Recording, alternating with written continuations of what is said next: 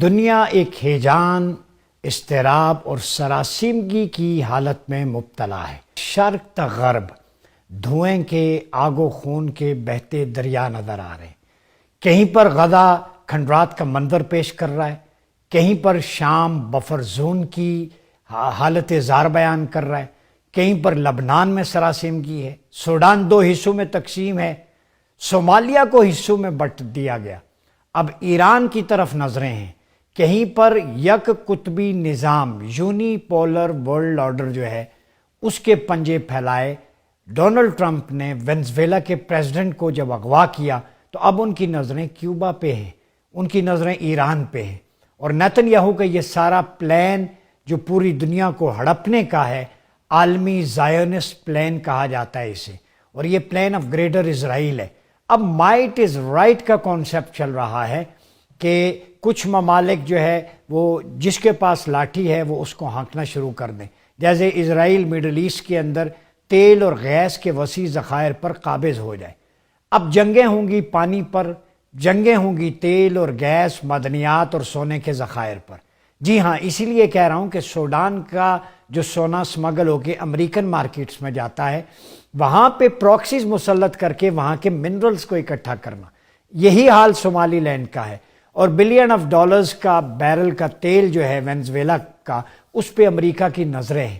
اور Donald Trump صاحب نے جو اپنا فارمولا دیا ہے وہ میں آپ کے سامنے رکھتا ہوں۔ ٹرمپ ڈاکٹرائن اسے کہا گیا ہے کہ national security strategy for United States, نومبر 2025 میں 28 پیجز پر مشتمل تھی یہ، اور اس کو ٹرمپ ڈاکٹرائن کا نام بھی دیا جاتا ہے، اور یہ گلوبل پیس کے لیے بہت بڑا چیلنج بھی ہے، خطرہ بھی ہے۔ اس کے چیدہ نکات میں آپ کے سامنے رکھتا ہوں۔ ٹرمپ صاحب کہتے ہیں دنیا میں تیل، گیس، کوئلے، جواہرات اور توانائی کے وسائل پر غلبہ امریکی اسٹریٹجک ترجیح ہے، یعنی اسٹریٹجک پریورٹی ہے کہ دنیا میں جتنے تیل کے ذخائر ہیں، جواہرات ہیں، معدنیات ہیں، ان پہ قبضہ کیا جائے۔ نمبر 2، ہم اپنی سرحدوں، امیگریشن، نقل و حرکت کے نیٹ ورک کسی کو تسلیم کرنے یا نہ کرنے کے لیے مکمل کنٹرول کریں۔ ایسی صورتحال کو روکنا جس سے امریکہ یا اس کی معیشت کو نقصان کا اندیشہ ہو۔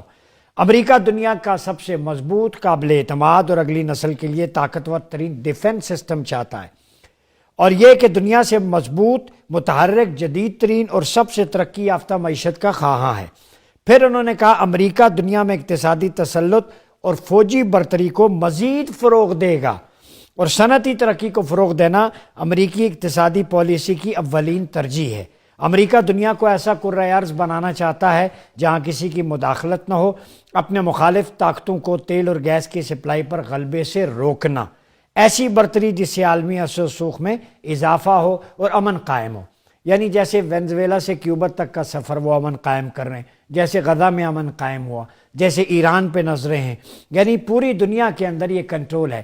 لیکن یاد رکھیں کہ ہر چیز کا ایک توڑ ہے، لِكُلِّ دَاءٍ دَوَاءٌ، حدیث ہے کہ ہر بیماری کا علاج ہے، اللہ نے اس کی دوا بھیجی ہے۔